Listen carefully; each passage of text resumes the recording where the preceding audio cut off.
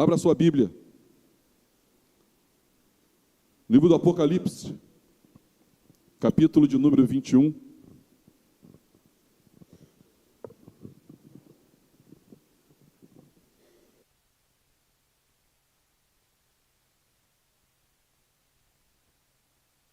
A verdade é que, irmãos, nós já ouvimos tudo que tínhamos para ouvir, segundo essa temática, né? Já ouvimos sobre, se você não ouviu, né, procure ouvir e estudar sobre isso. A igreja empoderada, ouça, empoderada pelo Espírito e pela palavra, não por elementos humanos. Você se volte para ouvir isso. A igreja contemplativa, o quanto nós precisamos ser e fomos chamados para contemplar o Senhor, é somente aí que nós somos transformados. A igreja da qual nós também fazemos parte, a igreja pentecostal, reformada, nós somos uma igreja que cremos que o Senhor continua curando, continua libertando, continua restaurando, Ele continua operando milagres. Quem crê nisso, diga amém, creia. Nós somos uma igreja reformada, cremos, irmãos, que a palavra de Deus ela é única e não há outra, ela tem proeminência sobre a igreja, sobre tudo. Nós cremos na exclusividade de Cristo como mediador, nós cremos que toda a glória pertence ao nosso Deus, nós cremos, irmãos, que nós somos salvos mediante a graça do Senhor Jesus, pela fé. Nós cremos, irmãos, que eu e você, todos nós, dependemos apenas da graça de Deus para sermos salvos, e não há nada que pudéssemos fazer para sermos salvos. Então, que você possa ouvir mais, né, sobre isso, que você possa ouvir sobre a igreja piedosa. A igreja piedosa, nós precisamos praticar a piedade, nós precisamos ser uma igreja devota, uma igreja devocional. Ouvimos sobre isso. Nós, irmãos, ouvimos sobre sermos uma igreja que discipula seus filhos, uma igreja que interage com seus filhos, uma igreja que está se preparando para passar o bastão. Nós precisamos ser, irmãos, uma igreja que reconhece pecados, que confessa pecados. Nós não podemos abandonar a confissão de pecados em hipótese alguma. Não abandone, diga para o seu vizinho, não abandone a confissão de pecados. Não faça isso, não abandone. E que Deus, Ele nos avive como igreja. Nós estamos repensando o que é a igreja. Antes de eu fazer a leitura, eu queria fazer duas perguntas para você responder aí junto com o seu irmão, né? A primeira pergunta é: o que falta para a gente como igreja? O que está faltando para a gente? O que falta para a gente melhorar? O que falta para a gente ser a igreja que a Bíblia revela? O que está faltando? O que falta para a gente? Eu vou pedir para você responder isso. Aí, forme um grupinho aí de 3, 4 pessoas. O que falta? Ouça alguém. E eu tenho uma segunda pergunta, mas vamos deixar essa primeiro. E se volte aí para o seu irmão. Isso.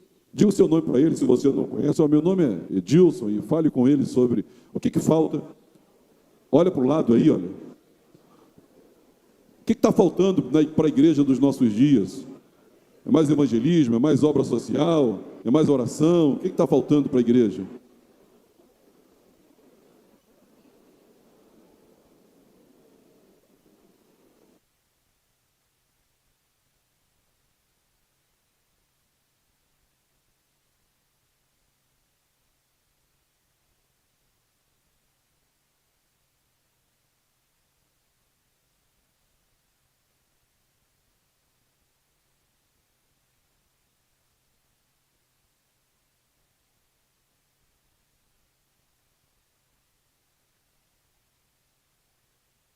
O que falta? O que esse irmão aí está achando? O que falta para a igreja?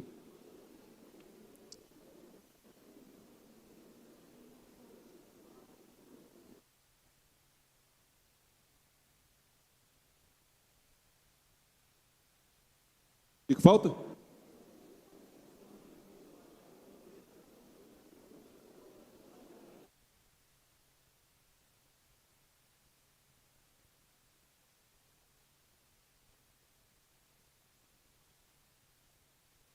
Alguém já disse aqui, ó, baseado em tudo que ouvimos, estamos em dívida. Ok, uma segunda pergunta. Essa é uma pergunta bíblica, tá? Teológica. Pergunta bíblica, teológica, quem gosta aí, ó? A segunda pergunta é a seguinte: aonde você consegue ver a igreja sendo mencionada pela primeira vez na Bíblia? Aonde você consegue enxergar a igreja pela primeira vez na palavra de Deus? Aonde você consegue enxergar? Gênesis, Êxodo, Levítico, Número, Deuteronômio, Josué, Juízes.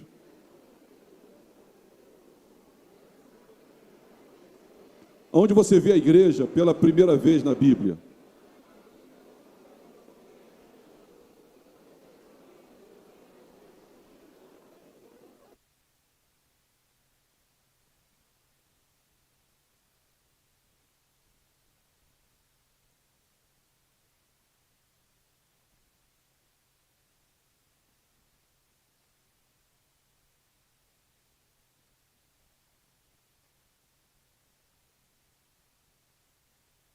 Ok?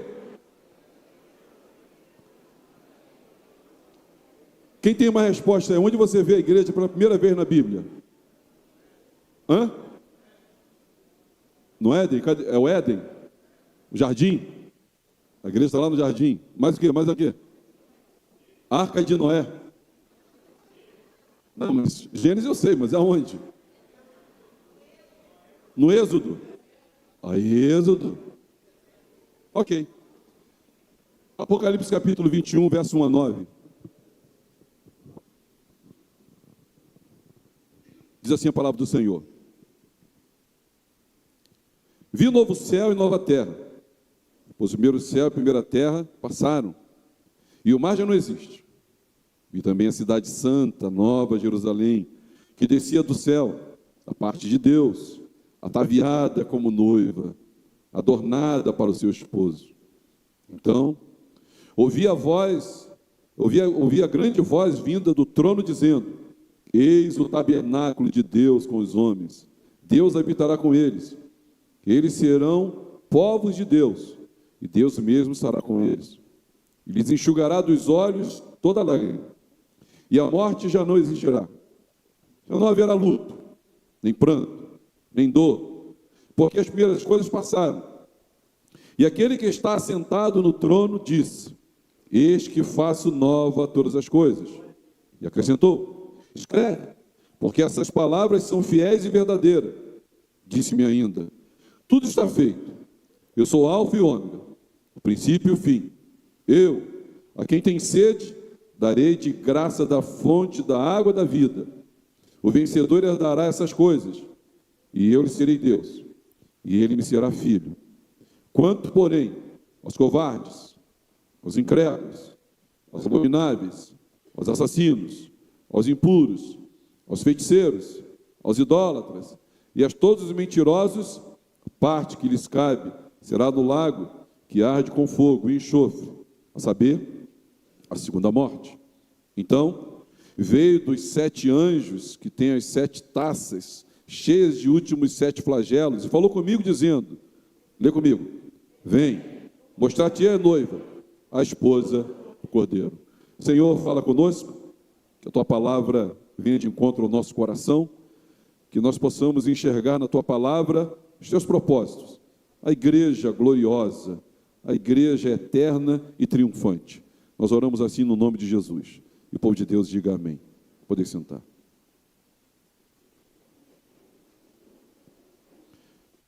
Irmãos, eu estava falando com o senhor que eu já fui precedido aqui com muita excelência pelos palestrantes que aqui estavam, e na verdade, em muitos já estão me superando, e eu fico muito feliz por isso. Eu quero apenas trazer uma participação, em tudo que foi dito, para nós hoje aqui orarmos e buscarmos da parte do Senhor avivamento. A minha intenção hoje aqui, eu dividi esse meu tempo aqui, primeiro, trazendo algumas informações sobre a maneira que a igreja ela foi vista ao longo de alguns séculos. Segundo, eu queria falar sobre um mistério. É uma tese minha que eu vou abrir para os irmãos, mas eu quero falar sobre um grande mistério. E depois eu quero falar sobre algumas imagens da igreja no Apocalipse. E depois eu quero me ater a esse texto aqui de Apocalipse, capítulo 21. Mas a maneira, irmãos, como nós nos vemos como igreja, ela pode atrapalhar os planos de Deus em nossa vida. Essa conferência, inspirada e nascida no coração de Deus, tem como proposta a preocupação de nós, irmãos, nos vermos e nos enxergarmos como igreja. Não na perspectiva humana, não segundo qualquer tradição, mas nós nos enxergarmos como igreja na perspectiva bíblica, porque a igreja triunfante, vitoriosa, ela já está revelada nas Escrituras. Então, desde que nós tenhamos uma visão de que igreja é essa, então nós nos enquadramos com os nossos propósitos, a fim de que nós possamos corresponder e deixar com que o Espírito de Deus haja no nosso coração. Mas a igreja, ela foi muito mal interpretada ao longo de muitos tempos. Nós temos, eu quero fazer algumas menções aqui, de alguns desvios, né, que a igreja sofreu. Isso nos impede muito de nós, de fato, vivermos a igreja eterna, triunfante, a expectativa da igreja eterna, triunfante que nós precisamos ter. Por exemplo, Agostinho de Hipona, ele priorizou a igreja como sendo uma instituição visível e absoluta. Ele bateu tanto nessa tecla que ele teve desdobramentos na aplicação disso muito ruins. Por exemplo, né, a sua defesa de autoridade da igreja como uma instituição, como institucional, ele abriu um leque, ele abriu um caminho para que entendesse que fora da igreja visível não havia salvação, colocando a igreja como sendo, né, uma igreja que salva, uma igreja salvadora. Isso acabou sendo usado aí para justificar um poder eclesiástico centralizado. A gente viu isso na igreja católica apostólica romana, a gente viu isso, coerção religiosa, identificação da igreja com essa instituição dominante. Então, isso foi um grande problema para nós. E a igreja, por causa de Agostinho de Hipona, ela foi visto dessa forma. O som está muito ruim aqui. Socorro aqui.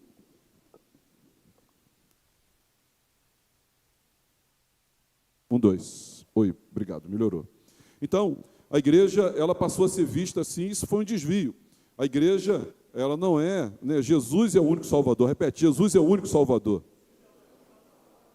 Nós temos a contribuição de Tomás de Aquino, que ele sistematizou a fé, né, a teologia cristã, e ele ajudou a desenvolver essa ideia de que a igreja, sendo ela uma sociedade perfeita, com a autoridade superior até ao poder civil. Ele reforçou essa ideia de uma igreja dominante na ordem política. Isso, irmãos, de fato, a igreja não é dominante nessa área, né, de ordem política. A igreja, ela é influenciadora, ela não é dominante, ela é influenciadora como sal e como luz também. Foram maneiras equivocadas, e alguns desses nem tiveram tanta intenção, mas foram interpretados de forma que a igreja, ela passou a não ser enxergada como ela deveria ser enxergada. Por exemplo, nós temos esse Menno Simons, ele era um sacerdote, né, católico, ele foi até o pai dos menonitas. Esse homem, ele enfatizou santidade, discipulado, vida radical, e vários movimentos derivaram dele com um equívoco acerca de o que era a igreja e qual era a igreja. E ele entendia que a igreja, ela deveria ser monástica, se retirar completamente e viver uma vida separada, enclausurada, para manter aí a sua santidade. Isso foi um desvio, porque esse não é o papel da igreja, essa não é a identidade da igreja também. Nós tivemos conhecido Martinho Lutero, já falado aqui por outros palestrantes, né? Ele recupera a doutrina da justificação na Reforma, mas alguns problemas de interpretações posteriores a Martinho Lutero, por exemplo, eles minimizaram a importância da igreja visível e eles reconsideraram, né, que a igreja visível, ela não é muito importante. O importante é a igreja invisível, como se bastasse assim uma fé individual. né, e não esse ajuntamento coletivo. Nós tivemos problemas, né, com vários. Nós temos um missiólogo indiano, Donald McGavran. Esse homem, ele disse sobre crescimento de igreja, que o importante para a igreja era crescer. E quando a igreja ela cresce, a igreja passou a ser tratada como uma instituição que precisa crescer no mundo. E o crescimento, em nome do pragmatismo, ele tinha que acontecer de qualquer forma, de qualquer jeito. Então, métodos sociológicos, inclusive, ele tem discípulos até hoje, vivos, né, que estão trabalhando aí pelo crescimento exponencial da igreja, a custo da verdade, a custo da santidade, a custo da disciplina e até da sã doutrina também. Essas pessoas, elas tiveram visões equivocadas da igreja. Nós tivemos também agora, no século XIX, né, esse Walter, ele era um teólogo batista americano também, e a preocupação dele era a justiça social. Ele foi um dos influenciadores, né, desse movimento social, desse movimento onde a igreja deve ter como prioridade, ou até algumas dizem exclusivamente, a reforma social. Esse é o viés da igreja, a reforma social, e essa é uma visão que eles têm. Essa turma, irmãos, eles olharam na direção errada. Eles pecaram porque não se colocaram olhando na direção certa, e isso trouxe um preço muito grande para nós. Quando a gente olha na direção errada, por não olhar para Cristo, que Ele é a razão da nossa igreja. Você pode dizer isso, Jesus é a razão da nossa igreja. Isso tudo são consequências de visões equivocadas. Existem algumas falas também, que elas já caíram, né, no consciente popular da igreja, frases, por exemplo, fora da igreja não há salvação, essa institucionalização da igreja. Essa frase nasce também, né, para enfatizar a importância da comunidade cristã. Mas isso aí ganhou desdobramentos muito ruins. Por exemplo, a salvação depende de pertencer a uma instituição específica. É verdade que os salvos, eles congregam, mas eles não congregam para serem salvos, eles congregam porque foram salvos, é diferente, causa e efeito, isso muda aqui. Isso transformou a igreja em mediadora da graça, quando a verdade, a salvação é só Cristo salva. Você pode dizer isso? Só Cristo salva. O ladrão da cruz, por exemplo, ele foi salvo e ele não participou de uma igreja. Obviamente, se ele vivesse como um salvo, ele participaria de uma igreja, mas ele não congregou numa igreja. Por exemplo, há quem diga, e nós temos muitos desses no nosso meio, né? Nosso meio que eu digo, na nossa geração, a igreja deve governar a sociedade. Nós temos que colocar lá alguém para governar a sociedade. Durante, principalmente a cristandade medieval, isso foi muito divulgado, e acreditava que a igreja deveria controlar o poder público. Isso gerou aí coerção religiosa, isso gerou perseguições, guerras em nome da fé, e até cruzadas, né, assassinas aconteceu em nome da igreja. São frases, são interpretações. Eu quero mostrar para os irmãos que quando nós não sabemos quem somos e aqui viemos e qual é o propósito de sermos como igreja, nós podemos, irmãos, desembocar em qualquer uma dessas vielas aqui. Uma frase também muito conhecida, o clero é espiritualmente superior. Até hoje nós temos, né, muitas igrejas, até hoje nós temos muitas igrejas que estão considerando isso também. Com o tempo surgiu essa divisão rígida, né? Hoje, por exemplo, a pessoa diz, não, eu sou apóstolo, acho que até papa já disse, eu sou papa da igreja cristã, eu sou apóstolo, eu já ouvi falar que tem patriarca. Não, eu sou patriarca da igreja. E o ministério virou isso, mas isso não é verdade, porque não se sabe quem é a igreja, por não sabermos quem somos, né? Pedro deixa isso muito claro. Nós somos sacerdócio real, nação santa, povo de propriedade exclusiva de Deus. O sacerdócio agora é universal. Diga para o seu irmão, você é um sacerdote.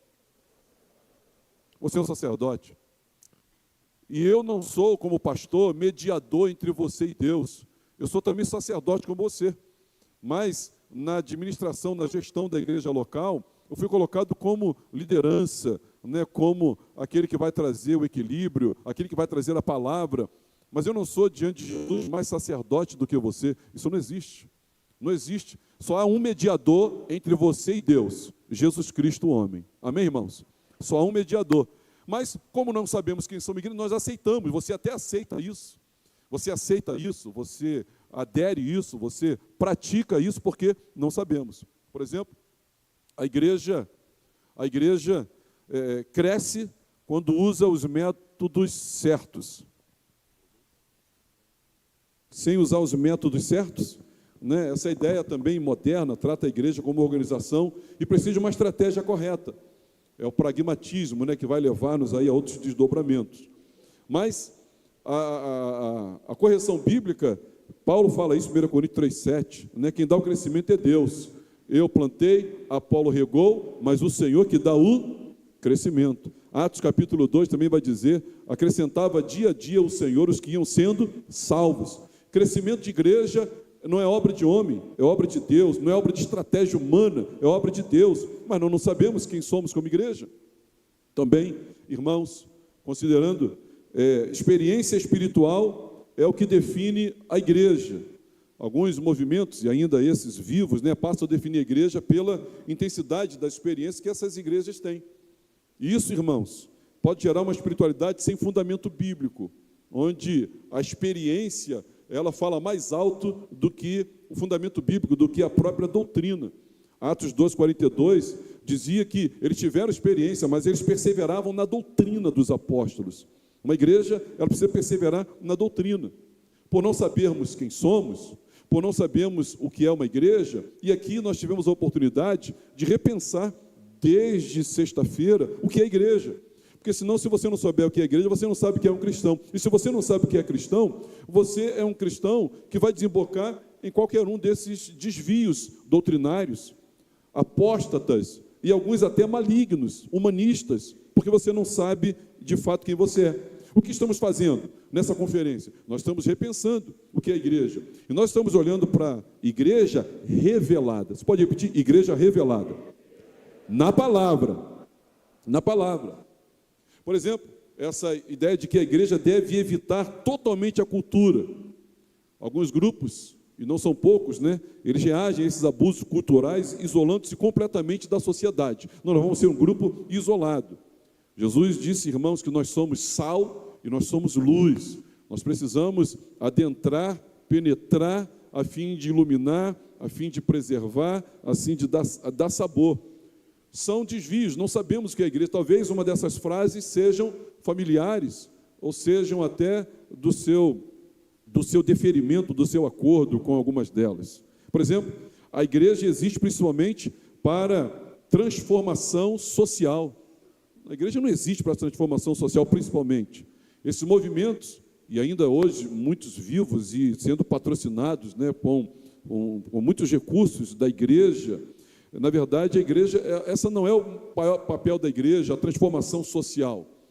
Nós temos um viés social, mas esse não é o nosso principal chamado. Pelo contrário, você conhece lá Romanos, você sabe o que foi dito, o Evangelho é poder de Deus para salvação, transformação. Não somente isso, irmãos, mas a transformação social, ela é fruto da salvação, e não o contrário, em hipótese alguma. Em outro lugar, a igreja é apenas a igreja invisível. Mas isso não é verdade. Alguns enfatizam, não importa, a igreja invisível é que vale a pena. A igreja local, ela perdeu a sua importância. Deus tem uma igreja que Ele vai levar. Não é verdade.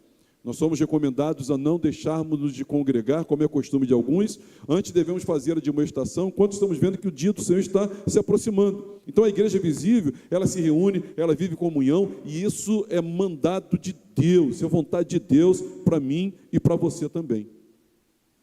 Há quem diga hoje, inclusive, é uma grande voz no nosso meio, é uma voz que diz que a unidade é mais importante do que a unidade, é mais importante do que a verdade. Não importa que a gente esteja junto, importa que a gente caminhe junto, importa que nós estejamos no mesmo lugar. Então, essa unidade institucional, essa unidade, né, em nome de estarmos juntos, que mata a doutrina, sufoca a doutrina, abandona a doutrina, ela não pode. Nós somos coluna e baluarte da verdade. Nós não negociamos a verdade em nome da unidade. A verdade, ela vem primeiro, a unidade depois. Nós estamos unidos a partir da verdade.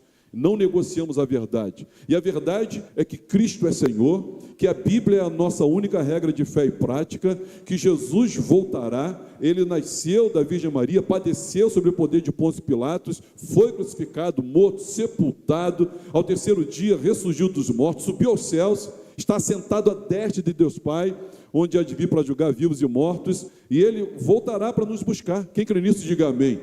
O inferno é uma realidade, o céu é uma realidade, nós cremos nisso. E nós não nos unimos a despeito da verdade, nós não negociamos a verdade. Agora, irmãos, em último lugar, há quem diga que a igreja precisa se adaptar totalmente ao mundo para alcançá-lo. Vamos ajeitar a igreja para alcançar o mundo. O apóstolo Paulo, irmãos, o mal interpretado, diz que se fez do fraco para ganhar o fraco, se fez do forte para ganhar o forte, mas essa é uma má interpretação fora do contexto que ele está dizendo. E essa é uma das ideias mais perigosas do nosso tempo. A igreja, ela começa a moldar-se pelo espírito da época, e com isso, irmãos, nós somos transformados, não pela palavra de Deus. E Romanos nos convida, irmãos, a não nos conformarmos a esse século, mas sermos transformados pela palavra de Deus, a fim de que a gente experimente a vontade dele. Então, irmãos, essas falas descentralizam Cristo, o motivo da existência da igreja. Descentralizam Cristo. E aqui, irmãos, eu queria dizer que nenhuma teoria histórica, ela pode e deve definir a igreja. Nenhuma teoria histórica pode e deve definir a igreja. A igreja, ela é formatada, a igreja ela é formada pela palavra de Deus. A palavra de Deus revela quem o cristão é e deve ser. A palavra de Deus revela como nós devemos adorar a Deus. A palavra de Deus revela a nossa identidade. Ela revela quem Cristo é, quem Deus é na pessoa de Cristo. É a palavra de Deus. Não são, e com todo respeito, nos remetemos aí a muitos dos pais da igreja, mas são os apóstolos, que fizeram isso, seus escritos que foram canonizados. Não é a tradição da igreja, não é a Nova Vida, não é o pastor Edilson, mas é a palavra de Deus que define, ela que formata a igreja, ela que reforma a igreja.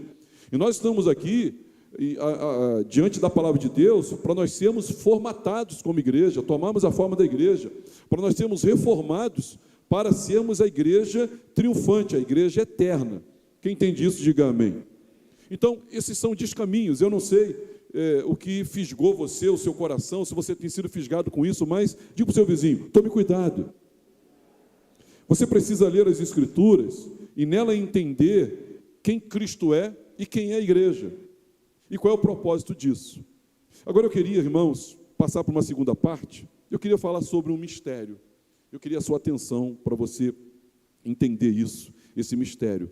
Vamos ler a Bíblia. Abra a sua Bíblia em Gênesis capítulo 2, versículo de número 18. Gênesis 2, verso 18.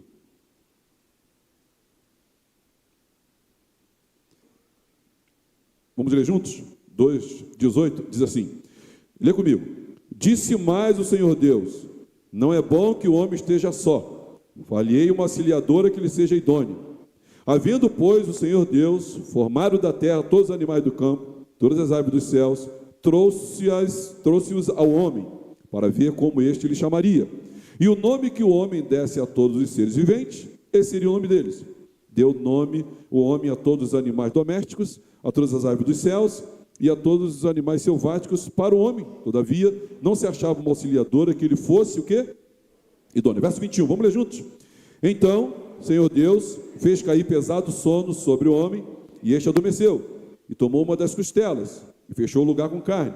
E a costela que o Senhor Deus tomara ao homem, transformou numa mulher, e lhe a trouxe. E disse o homem, essa afinal é osso dos meus ossos, é carne da minha carne. Chamar-se-á varoa, porquanto do varão foi tomada. Verso 24. Por isso, deixa o homem pai e mãe, e se une a sua mulher, tornando-se os dois o quê? Agora vai lá para Efésios. Abra sua Bíblia em Efésios. Gálatas, Efésios. Capítulo 5, verso 22.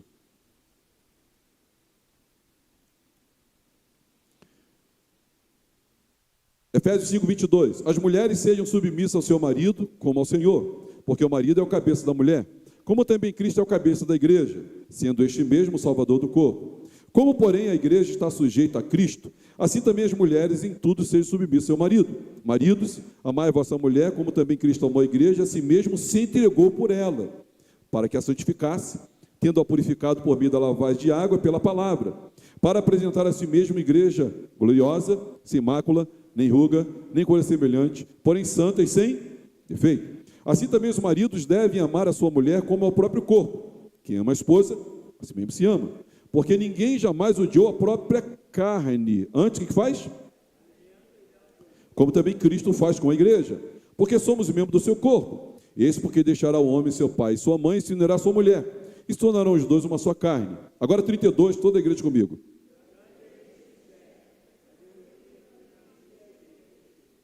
Bom, irmãos, na minha tese, a primeira vez que eu vejo a igreja no Gênesis é na pessoa da Eva.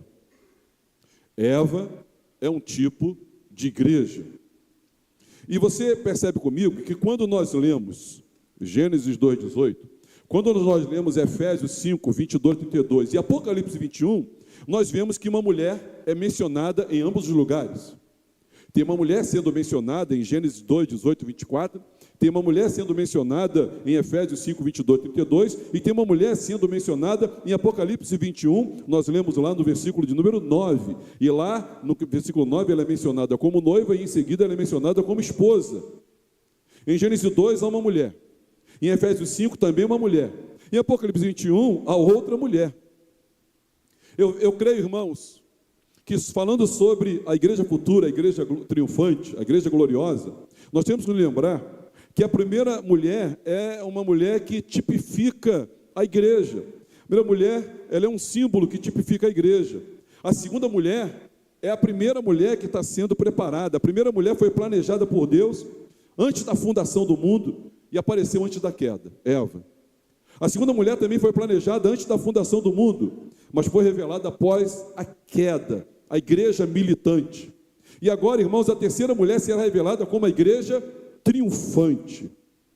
Então, quando eu penso, irmãos, com o tema que me foi proposto e me submetendo ao tema, eu poderia tomar alguns caminhos e fazer alguns exemplos, e eu escolhi esse exemplo aqui, para nós olharmos para a igreja triunfante na perspectiva de que é um casamento, na perspectiva de que é uma noiva, na perspectiva de que a igreja triunfante é a igreja das bodas.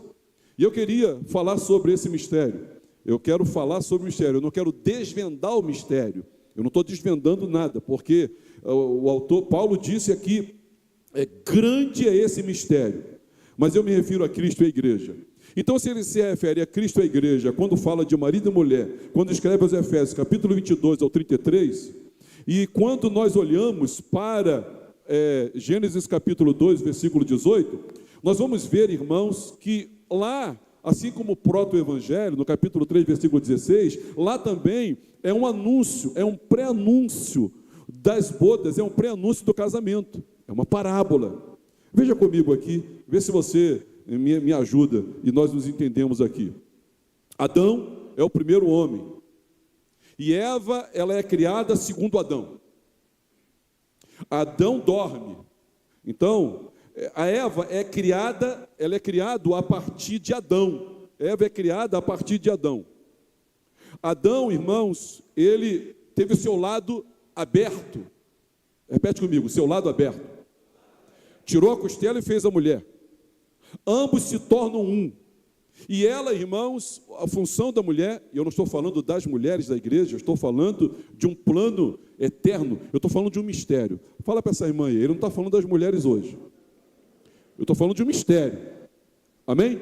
Então, essa mulher aqui, ela era auxiliadora. Ela nasceu em função do Adão. Ela nasceu porque Deus olhou para Adão e disse, não é bom que o Adão esteja só. Não gostei do Adão só. Falei uma auxiliadora que seja idônea. Ele procurou entre os seres criados alguém que fosse compatível com ele, e ele não achou. Então Deus fez pesado sono e do lado dele tirou então a sua noiva, a sua esposa. E ali nós tivemos em Gênesis um casamento, e nós temos no Apocalipse um casamento. A Bíblia começa com um casamento, e a Bíblia ela termina com um casamento. Nós vemos aqui, irmãos, vamos falar sobre Cristo. Cristo, ele veio primeiro. Cristo imolado antes da fundação do mundo. Essa história do verbo se fazer carne já estava lá na eternidade. Em segundo lugar, vinha a igreja. Então isso é compatível com o primeiro Adão. É muita coincidência para não ser uma parábola, para não ser uma matéria da tipologia. Então Cristo morre. Quando Cristo morre, a igreja é criada de Cristo, assim como Eva foi criada de Adão. Jesus teve o seu lado furado, furaram o lado do Senhor. Então, do lado do Senhor, quando fora furado, João menciona que saiu sangue e água. Saiu sangue para a redenção e água para a purificação. Então, Jesus, irmãos, ele liberta a igreja e ele santifica a igreja. Aqui, nós vemos que Adão e Eva se unem e se tornam um. A igreja, meus irmãos, pela ação soberana da regeneração do Espírito de Deus na nossa vida, nós nos tornamos um com Jesus. Diga glória a Deus. Nós nos unimos a Cristo. E nós, irmãos, nascemos para sermos auxiliadores. E aqui também, assim como Eva, nós somos a igreja, nós somos auxiliadora. Nós somos auxiliadora de Cristo. Nós somos auxiliadora de Cristo aqui nesse mundo, e nós seremos auxiliadora de Cristo no porvir. Não que ele precisasse de auxílio, mas aprove a Deus estabelecer que assim fosse a nossa função para com ele. Assim como era Eva para Adão, assim a igreja para Cristo. Hoje Paulo diz que nós estamos completando os sofrimentos de Cristo. Paulo, irmãos, Lucas já escreveu os Atos dos Apóstolos, na verdade são os atos de Cristo através da igreja. Ele é a cabeça, nós somos o corpo de Cristo. Quando você vai ler Efésios, capítulo de número 5, e eu pedi para você voltar para lá, para Efésios, capítulo 5, deixa eu mostrar algumas curiosidades para você de Efésios, capítulo número 5.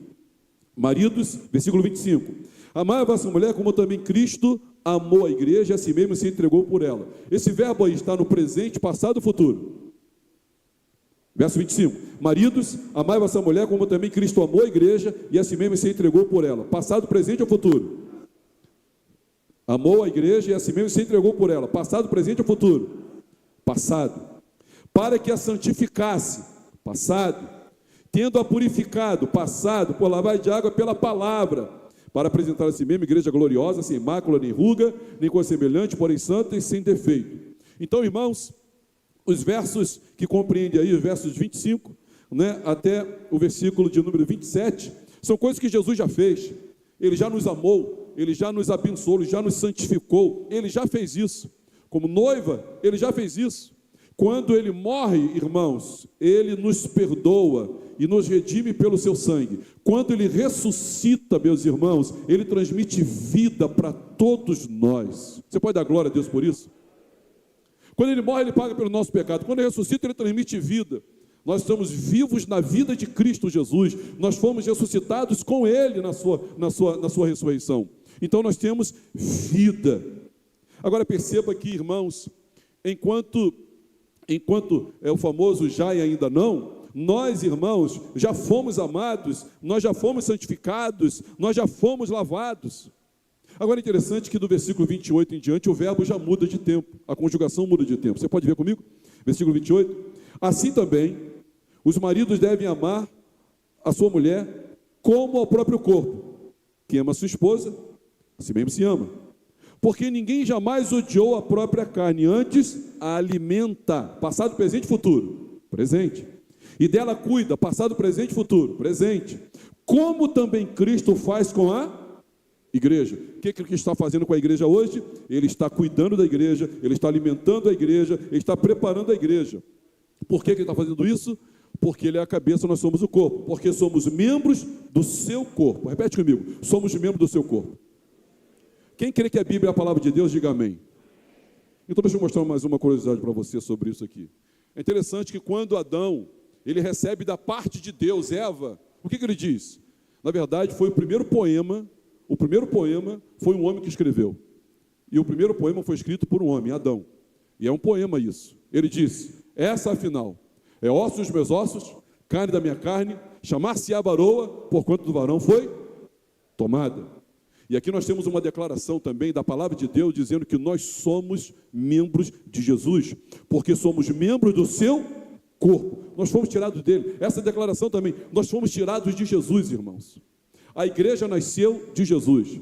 Ele é o autor da igreja. Ele é o nascedouro da igreja. Ele é o ventre da igreja. Nós agora temos uma origem comum. Nós temos a origem, agora o nosso DNA é celestial. Agora nós temos unidade de natureza.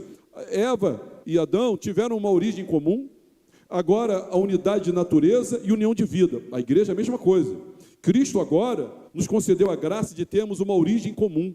Porque nós, irmãos, somos cidadãos dos céus. Nós fomos regenerados. Não nascemos da carne e nem do sangue, mas nós nascemos do quê? Do Espírito. Evangelho de João, capítulo 1, não é isso que ele diz? A todos quantos receberam, deles o poder de serem feitos filhos de Deus, a saber, não os que nasceram da carne e do sangue, mas os que nasceram do Espírito. Então nós temos uma unidade de natureza, nós temos, irmãos, uma união de vida com Jesus. Você pode dar glória a Deus por isso? Isso quer dizer, meus irmãos, que assim como quando Deus, e aí, toma cuidado para você não pensar que eu estou sendo herege. Quando Deus, irmãos, Deus tem um plano. É um plano muito misterioso. Repete comigo, grande é esse mistério. Deus olha para Adão. Não é bom que ele esteja só, vou fazer uma auxiliadora para ele. E Deus olha para o filho dele. Ele diz, eu não quero que o meu filho fique sozinho. Eu vou fazer uma auxiliadora para o meu filho. Deus então faz Adão dormir. E do lado do Adão, ele tira a Eva. Deus então, irmãos, ele na cruz, ele mata o filho dele, e do lado do filho dele sai redenção, sai purificação. Nós nascemos, irmãos, na morte e na ressurreição do nosso Cristo. Aí nasce a igreja.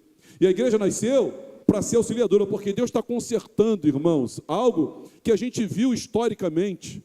A gente viu historicamente isso acontecer com Adão e Eva, mas isso era uma parábola, era um pré-anúncio, na verdade. Isso está se concretizando com Cristo, e diga para o seu irmão, e com você, com a igreja, porque a igreja, irmãos, é a união de muitos que foram lavados e remidos pelo sangue do Cordeiro. A igreja é a união de muitos que foram lavados e remidos pelo sangue do Cordeiro. O casamento de Adão e Eva, ele prefigura o casamento de Cristo e a igreja. Agora comunhão profunda, agora a mesma vida, união insuperável. Da mesma forma, irmãos, a igreja participa da vida de Cristo também, como Adão. E agora, irmãos, nós fomos separados para isso. Assim como Deus disse, e eu estou reiterando isso aqui, não é bom estar só. E Deus, irmãos, isso é demais para mim, minha cabeça não chega lá, né? É um mistério muito grande para mim. E Deus disse, eu vou fazer uma noiva para o meu filho. Na verdade, o grande plano de Deus, da metanarrativa bíblica, que começa com o casamento e termina com o casamento, é Deus, irmãos, estabelecendo um povo que vai ser a noiva, que vai ser a esposa do seu filho, que vai auxiliar o filho, já está auxiliando o filho aqui, mas um dia reinará com ele na glória, em glória. Isso é maravilhoso demais, irmãos. Reinará em glória com o Senhor. Não havia auxiliadora idônea. Cristo é que trouxe a vida à igreja, fez dormir, criou a igreja para reinar, governar e dominar. Irmãos, preste atenção numa coisa, nessa parábola viva, nesse grande mistério. Eu só estou comentando o mistério, eu não estou esclarecendo o mistério. Há perguntas aqui. Adão foi formado do pó da terra, mas Eva foi formada de Adão. Você pode repetir isso? Adão foi formado do pó da terra, mas Eva foi formada de Adão. Então presta atenção. Então não existia nada em Eva que não fosse de Adão. Amém? Tinha barro na Eva, sim ou não? Não. Tinha Adão. O barro foi, Deus do barro fez Adão. Eva não recebeu barro. Eva recebeu só Adão, só de Adão. Amém, irmãos? Então não existia nada em Eva que não fosse de Adão. E a igreja? A igreja foi formada de quem, irmãos? De quem, irmãos? Então, não pode haver nada na igreja que não seja de Cristo. Porque a igreja, ela foi formada de Cristo. O que temos e o que devolvemos a Ele, veio dele. O que eu tenho como igreja? Veio de Cristo. E o que eu devolvo a Cristo? Veio dele. Porque ele nos formou, assim como Eva fora formada de Adão. Nós sabemos, irmãos, que Adão e Eva falharam e se tornaram os pais dos pecadores. Hoje Délio comentou pela manhã, né, no capítulo 4. Logo começa. Cristo não falhou, ele santificou a igreja para que a igreja fosse uma comunidade de santificados e um dia glorificados. Então eu quero dizer para você, nessa noite, sobre a igreja futura, sobre essa igreja eterna. Nós falamos aqui, irmãos, da igreja histórica, nós falamos da igreja histórica. Nós falamos aqui da igreja militante, que é essa igreja, somos nós. Falamos da tensão entre a igreja revelada e a igreja real. Mas eu vim aqui nessa noite, em nome de Jesus, na autoridade do Senhor Jesus, dizer que a igreja, terminará, irmãos, na vitória. A igreja, ela terminará na vitória. A Bíblia, ela não aponta apenas para um céu hétero. Não. Ela aponta para uma igreja glorificada, exaltada, ataviada, sem mácula, sem ruga, sem mancha. O destino final, irmãos, não é só morar no céu, é participar dessa conclusão, dessa consumação do povo redimido. O que veremos não é apenas eternidade, é a igreja como Deus sempre planejou. Ele planejou uma noiva para o seu filho, ele planejou um casamento para o filho dele. Assim como um pai leva a noiva, né, para o noivo, assim Deus trouxe a noiva para o filho. Assim como Deus fez com Adão, o pai fez com Adão, assim também o pai está fazendo com o filho. Portanto, irmãos, abra sua Bíblia agora em Apocalipse, capítulo de número 19. Pastor, como é que é a igreja futura? A igreja futura é só a gente ler Apocalipse, irmãos, capítulo 19. Vamos ler o verso 7 a 8? Vamos ler comigo? 19, 7 a 8. Lê comigo. Alegremo-nos, exultemos e demos-lhe glória, porque são chegadas as bodas do Cordeiro, cuja esposa a si mesma já se ataviou. Versículo 8. Pois lhe foi dado vestir-se de linho finíssimo, resplandecente e puro, porque o linho finíssimo são os atos de justiça dos santos. A igreja, irmãos, a igreja triunfante, a igreja do futuro, ela é a igreja, é como noiva preparada. É a esposa do Cordeiro que a si mesmo se ataviou. A igreja futura, ela é uma igreja purificada, santificada, vestida de linho, justificada plenamente. Não há mais dolo, não há mais culpa, não há mais iniquidade, não há mais pecado, não há mais manchas, não há divisões, não há imaturidade. A igreja, irmãos, a que sobe, ela é a igreja lavada pelo sangue do Cordeiro. A característica principal dessa igreja não é a fama, não é o poder, é santidade. É santidade. A característica principal dessa igreja é santidade. A igreja do futuro, ela tem como característica a santidade. Agora, irmãos, a visão que eu tenho correta da igreja, ela afeta o meu presente.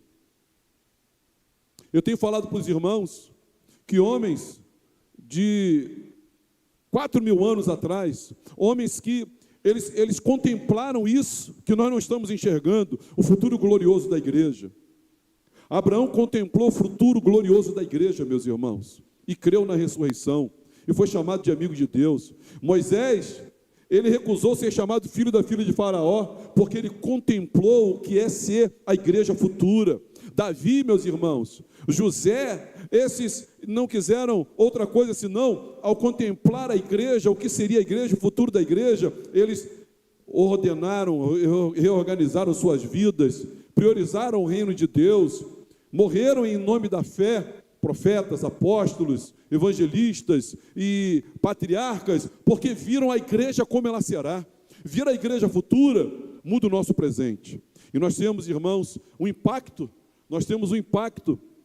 né, presente nas nossas vidas, porque se seremos a noiva glorificada, devemos viver como noiva em preparação. Se você crê, quem crê que você é noiva do Senhor, diga amém. Se você crê que a noiva glorificada, você vive em preparação, porque toda noiva vive em preparação. Se você já se casou, né? Se você já se casou normalmente, nos processos de namoro, noivado, casamento, você sabe que é uma noiva. Quem sabe que é uma noiva, levante a mão. Você sabe que é uma noiva. Você sabe o papo de noiva. Você sabe a prioridade de noiva. Você sabe as neuras de uma noiva. Você sabe as ansiedades de uma noiva, não sabe? Então, que se você crê que você será noiva glorificada, então você é noiva em preparação. Essa igreja é uma noiva em preparação. Essa santificação, irmãos, que virá, ela exige de nós uma santidade progressiva agora. A pureza eterna começa com arrependimento diário. Essa é a igreja futura. A igreja futura, ela é a noiva. Irmãos, a igreja futura, depois de Jesus, é o ser comunitário, é o ser coletivo mais belo que existe. Porque a grande obra da criação não é o cosmos, não é o universo. A grande obra da criação é a igreja. Eu edificarei a minha igreja. Eu santificarei a minha igreja. Eu vou lavar a minha igreja. Eu vou fazer uma cirurgia na minha igreja. Eu vou apresentar a igreja para mim gloriosa. Diga glória a Deus. Você pode dar glória a Deus por isso não, irmão? A igreja não espera se tornar santa na glória, mas ela já se purifica na terra. A pergunta não é, irmão, se você vai estar lá. A pergunta é, pergunta ao seu irmão, você está se preparando? Melhora o meu retorno. Você está se preparando? A pergunta é, você está se preparando? Essa é a pergunta. Apocalipse capítulo 21, mexe aí na sua Bíblia, versículo 9. Olha só, vamos ler juntos o verso 9? Então veio um dos 7 anjos que tem as 7 estrelas cheias dos últimos 7 flagelos e falou comigo dizendo, vem, mostrar-te-ei a noiva, a esposa do Cordeiro.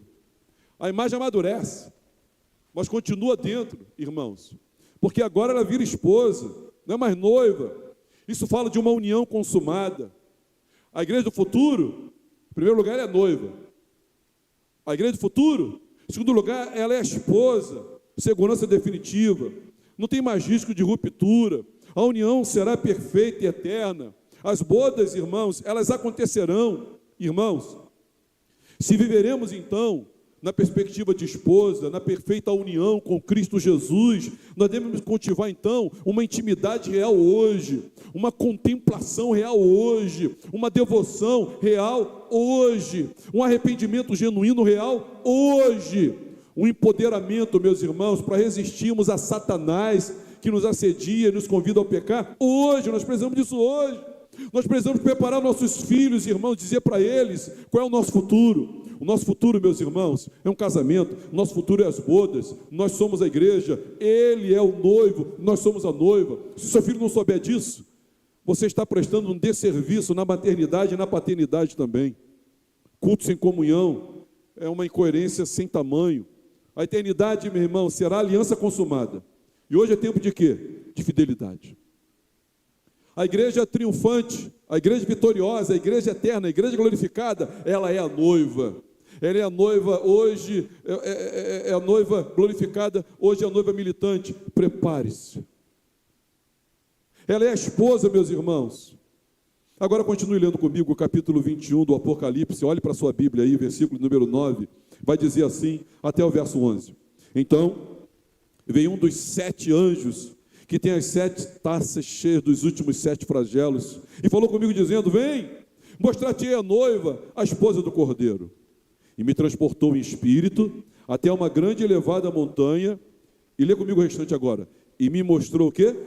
A cidade, a santa cidade, Jerusalém, que descia do céu, da parte de Deus, a qual tem a glória de Deus. O seu fulgor é semelhante a uma pedra preciosíssima, como pedra de jaspe, o quê? Cristalina. Veja, ele diz assim, olha, vem cá noiva, eu vou te mostrar agora a esposa do Cordeiro. E quando vai mostrar, mostra uma cidade. Sabe por quê? A igreja, irmãos, triunfante, gloriosa, a igreja do futuro, é como uma cidade. João vê uma cidade, a Nova Jerusalém, a igreja eterna, estruturada na glória de Deus, fundamentada nos apóstolos, cercado da presença divina. A igreja, meus irmãos, que desce do céu adornada, cheio de brilho e fulgor. Ela possui 12 fundamentos. Você pode ler depois isso. Ela tem 12 portas, muralhas, ouro puro, tudo apontando para a perfeição, segurança e glória. E nós somos, pastor, se alguém lhe perguntar, qual é a igreja do futuro? A igreja do futuro é a noiva. A igreja do futuro é a esposa. A igreja do futuro é como uma cidade gloriosa. E se somos a cidade que desceu do céu, a gente deve refletir isso, irmãos, esse fundamento, essa estabilidade, essa ordem. A igreja não pode ser improvisada doutrinariamente. A igreja não pode ser bagunçada. Se teremos fundamentos apostólicos eternos, então precisamos, irmãos, priorizar, valorizar, se importar com a doutrina de hoje. A cidade futura é segura. E a igreja presente, tipo seu vizinho, deve oferecer segurança espiritual. Segurança espiritual, estabilidade. Estabilidade. Quero convidar você. O capítulo 22 do Apocalipse, versículo 3 e 5. Diz assim: nunca mais haverá qualquer maldição. Nela estará o trono de Deus e o Cordeiro. Os seus servos o servirão. Contemplarão a sua face e à sua fronte está o nome dele. Verso 5, lê comigo. Então, já não haverá noite, nem precisam eles de luz, de candeia, nem de luz do sol, porque o Senhor Deus brilhará sobre eles. E lê comigo o restante. Quem reinará, irmãos? A igreja é o reino sacerdotal governante. Essa é a igreja, diga glória a Deus. Ele reina, nós reinaremos com ele. Ele serve, nós serviremos. Então a igreja é aquela que reina, que serve, que contempla, que governa com Cristo. Aqui se cumpre o propósito eterno. Aqui se cumpre o propósito eterno. Irmãos, eu não sei falar sobre isso. A minha mente não vai tão longe nesse grande mistério. Mas é que eu sei que um dia, o Senhor Deus, na pessoa do seu Filho Jesus Cristo, presta atenção, não tenho medo de errar nessa afirmação, não posso ir além disso, minhas limitações não permitem, mas o que eu sei é que um dia, o nosso Jesus reinará soberana, gloriosa, poderosamente, sobre tudo, sobre todos, em todos os lugares, em todos os tempos. Quem crê nisso, diga amém. Mas o Pai não quis que ele fizesse isso sozinho. Ele preparou você para reinar com ele. Leia a Bíblia. Nós estamos assentados em Cristo Jesus em lugares celestiais. Disse o apóstolo Paulo aos Efésios. E aqui está dizendo que nós reinaremos. Há texto que diz que nós julgaremos. Assim como Adão, irmãos, o Senhor olhou para Adão e disse: eu não quero Adão reinando sozinho. Eu não sei por que Deus fez isso. Que misericórdia é essa, que graça é essa, que bênção é essa, que maravilha é essa, irmãos. Ele disse: eu não quero que Adão governe sozinho, eu quero fazer uma auxiliadora para ele. E ele olha para Jesus e ele diz: eu não quero que o meu filho reine sozinho, eu vou fazer uma auxiliadora. E fez nós, irmãos, de todas as tribos, povos, línguas, nações, de todos os tempos, desde o primeiro animal que o próprio Deus morreu e vestiu Adão, até hoje, meus irmãos, onde o evangelho está sendo pregado, ele está constituindo para si um corpo, ele está constituindo para si uma noiva, ele está constituindo para si uma esposa, ele está constituindo para si uma cidade, ele está constituindo para si mesmo um reino de sacerdotes, governantes, que estará com ele. Você pode dar glória a Deus por isso? A igreja que milita hoje reinará amanhã. Qual é o impacto disso, irmãos? Então, se reinaremos, devemos aprender submissão agora. Se governaremos, devemos aprender fidelidade agora. E se veremos sua face, nós devemos buscar o seu rosto agora. A igreja futura reina, porque hoje ela persevera. Meus irmãos, mas um dia, e eu não sei quando, ele voltará como ladrão. Ele virá repentinamente. Do Oriente ao Ocidente, todos saberão, um dia a igreja, essa militância, ela terminará. Um dia a luta cessará. E então, a igreja de fato, de verdade, será vista como Deus sempre a viu. Porque Deus sempre viu a igreja assim. A igreja triunfante, a igreja glorificada, a igreja perfeita.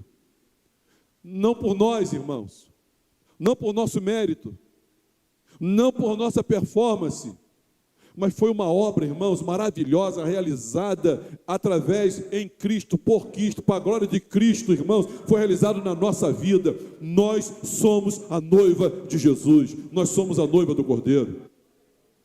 Assim como Adão adormeceu, Jesus morreu. Assim como o lado dele foi furado, do lado de Jesus saiu sangue e saiu água. A igreja do futuro é a igreja que vai reinar com Cristo. Quando Deus chama Adão, ele diz para Adão: governe, cultive e sujeite todas as coisas. Mas isso é para o casal. E Deus, irmãos, Ele chama eu e você, Ele coloca ao lado de Cristo Jesus e nos faz noivo de Cristo Jesus, herdeiro de Deus, co-herdeiro com Cristo Jesus, e diz que nós vamos reinar com Cristo, morar com Cristo, viver com Cristo. Nós teremos uma união com Cristo Jesus, e Ele, irmãos, deu a sua vida por nós, morreu por você, Ele te amou. Efésios capítulo 5, está no passado. Ele te amou, Ele te santificou, Ele te separou, e hoje Ele está cuidando de você, alimentando você, como Cristo faz com a igreja, o marido faz. Isso é um grande mistério. E disse Paulo: mas eu estou me referindo a Cristo e a igreja. Por isso eu acho, irmãos, e eu creio, que Adão e Eva, aconteceu, é verídico, é factual, mas aquilo também era uma parábola. Em Apocalipse 19, nós vemos a noiva preparada. Em Apocalipse 21, nós vemos a Nova Jerusalém descendo do céu. Em Apocalipse 22, nós vemos o povo de Deus reinando com Cristo. Ali não haverá mais pecado, não haverá mais divisão, não haverá mais fraqueza. Portanto, irmãos, a igreja que hoje luta, um dia reinará. A pergunta é: você está lutando? O apóstolo Paulo termina a sua carreira dizendo: combati o bom combate. Você está lutando? A igreja que hoje chora, um dia vai celebrar. Está disposto a chorar pelo Evangelho? Está disposto a chorar por almas? Está disposto a chorar a sua própria dor em obediência a Cristo? Pois bem, um dia você vai celebrar. Meus irmãos, a igreja que hoje persevera, um dia vai triunfar. Se você está perseverando na fé, o triunfo vem, tenha certeza. Agora, a pergunta que permanece é a seguinte, irmãos: nós estamos vivendo de fato como parte dessa igreja? Nós estamos vivendo como parte dessa igreja? A igreja fiel, triunfante, ela é formada pela igreja fiel. A igreja triunfante será formada pela igreja fiel, pelos que perseveram, pelos que guardam a fé, pelos que permanecem com o Cordeiro. Eu sou Alfa e Ômega, o princípio e o fim. Eu, a quem tem sede, darei de graça da fonte da água da vida, vida eterna. O vencedor herdará essas coisas. Eu lhe serei Deus e ele será filho. Agora, irmãos, aquele que pensa que está de pé, cuide para que não caia, porque há uma igreja. Há quem pense que a igreja não é igreja. Há quem pense que está e não está. A pior coisa é o auto-engano. E aqui está dizendo pessoas que não herdarão isso. Porém, aos covardes, aos incrédulos, aos abomináveis, aos assassinos, aos impuros, aos feiticeiros, aos idólatras e a todos os mentirosos, a parte que lhes cabe, no lago que arde com fogo e enxofre. A saber o quê? A segunda morte. Ainda há tempo de você se arrepender dos seus pecados. Ainda há tempo, se você é mentiroso, impuro, feiticeiro, idólatra, se você não é incrédulo, olha, se você está se acovardando de render-se a Jesus como Senhor, ainda há tempo de você se arrepender e você se tornar nova criatura, noiva de Cristo Jesus. Versículo 9. Então, um dos 7 anjos que tem as 7 taças cheias de últimos 7 flagelos, e falou comigo dizendo: vem, mostrar-te-ei a noiva. Mostrar-te-ei o quê? Meus irmãos, eu decidi dizer para os irmãos que teriam melhores abordagens e outras abordagens, Mas eu decidi nessa noite dizer para os irmãos que a igreja do futuro, que a igreja triunfante, ela é a noiva do Cordeiro, ela é a esposa de Jesus. Eu decidi dizer para os irmãos nessa noite que assim como Eva estava para Adão, a noiva, a igreja está para Cristo Jesus. E como noiva militante, é noiva em preparação. Porque nós, irmãos, pela fé, pelas misericórdias e pelo sangue do Cordeiro, nós somos a noiva, a esposa triunfante do Senhor Jesus. Vamos dar glória a Deus por isso. Vamos dar uma salva de palmas ao Senhor.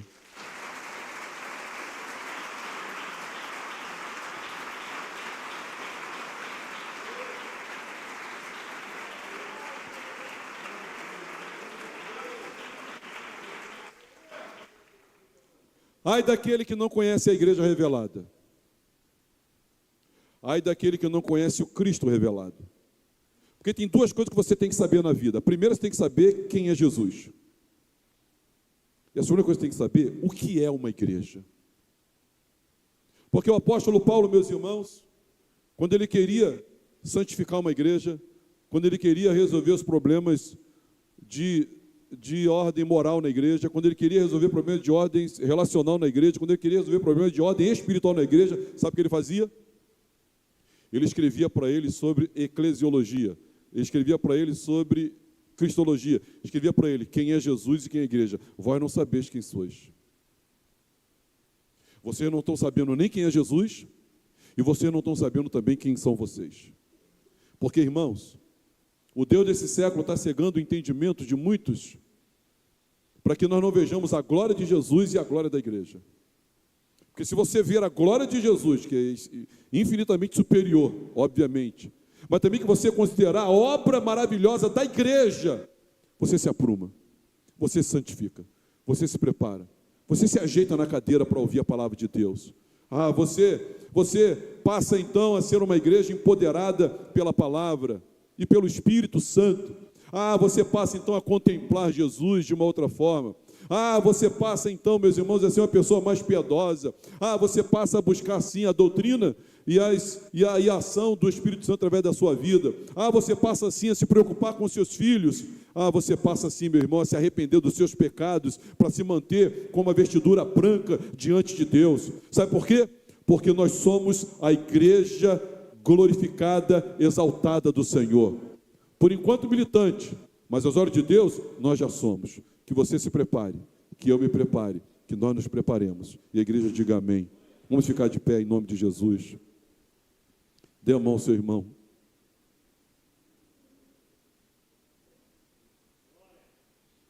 Segure a mão do seu irmão. Não saber quem Jesus é e não saber quem é a igreja revelada, irmãos, está nos causando prejuízos enormes, existenciais, ontológicos, espirituais, emocionais, relacionais, conjugais, materiais, porque não sabemos quem é Jesus e não sabemos quem é a igreja. Senhor, nós oramos nessa hora no Teu nome e nós pedimos, Senhor, perdão pelos nossos pecados. Nós pedimos, Senhor, que Tu continues falando ao nosso coração, para que nós tenhamos, Senhor, a plena revelação e alcancemos a maturidade, Senhor, em conhecermos quem Tu és. Senhor, que Tu és o noivo, Tu és o Deus que se fez carne e na Tua graça, Senhor, nos escolheu para sermos um contigo e preparaste para nós, Senhor, um casamento, as bodas. Obrigado, Senhor, por tamanha graça, grande é esse mistério. Abençoa a vida do meu irmão, Senhor, e abençoa a minha vida também, eu peço, para a glória do Teu nome. Aviva a Tua obra nesse lugar, Senhor. Fortalece a Tua obra nesse lugar, Senhor. Pai, eu peço em nome de Jesus, que meu irmão receba poder do Espírito Santo, através do empoderamento da palavra e do Espírito. Da palavra e do Espírito. Ore por ele, ore por ele. Ore por essa temática. Empodera o meu irmão, Senhor, pela revelação da Tua palavra, pelo bom manejo da Tua palavra, Senhor, e pela manifestação poderosa do Teu Espírito Santo, eu peço, em nome de Jesus. Ore por ele. Ore para que esse irmão seja um irmão que contempla o Senhor. Ore por ele. Senhor, que sejamos uma igreja contemplativa, uma igreja que contempla. Uma coisa pedimos ao Senhor e a buscaremos, que possamos estar na Tua casa todos os dias para contemplar a beleza da Tua santidade e meditar no Teu santo tempo. Nos ajude, Senhor, em nome de Jesus. Ore pelo seu irmão. Senhor, usa meu irmão com dons espirituais, usa ele com dons de cura. Senhor, usa ele com dom de sabedoria, discernimento, dá o dom da palavra, línguas estranhas. Senhor, reveste o teu povo, Senhor, em nome de Jesus, e que jamais nos afastemos, Senhor, da sã doutrina, que sejamos uma igreja, Senhor, reformada, que vive se reformando para a glória do teu nome. Ore pelo seu irmão, ore pela sua casa, ore por mim, ore pelos diáconos, ore pelos obreiros, ore pelos visitantes. Senhor, faz de nós uma igreja piedosa, uma igreja temente, uma igreja, Senhor, que exercita-se na piedade, usando os meios de graça, a adoração, a comunhão, Senhor. Ah, meu Deus, em nome de Jesus, o jejum. Por favor, Senhor, nos ajude, Pai. Senhor, nós choramos hoje aqui pelos nossos filhos. Ore pelo seu irmão. Senhor, faz de nós pessoas que conhecem a igreja revelada, Senhor, para revelarmos aos nossos filhos quem é Jesus e quem somos como igreja. Usa-nos, Senhor, nesse sentido, Pai. Opera esse milagre aqui, nesse lugar. Nos ajude, Senhor. Meu Deus, livra de nós, Senhor, todo viés, Senhor, de justificativa terapêutica, de justificativa histórica dos nossos pecados, Senhor, e faz de nós uma igreja que confessa, uma igreja que se arrepende, uma igreja que identifica o seu próprio pecado e não esconde, e se arrepende e pede misericórdia para ser lavado pelo sangue do Cordeiro. Senhor, em nome de Jesus, dá-nos a visão, Senhor, a mesma que teve Abraão, Moisés, José e tantos outros, Senhor. Eles olhavam para o futuro, eles olhavam para a eternidade.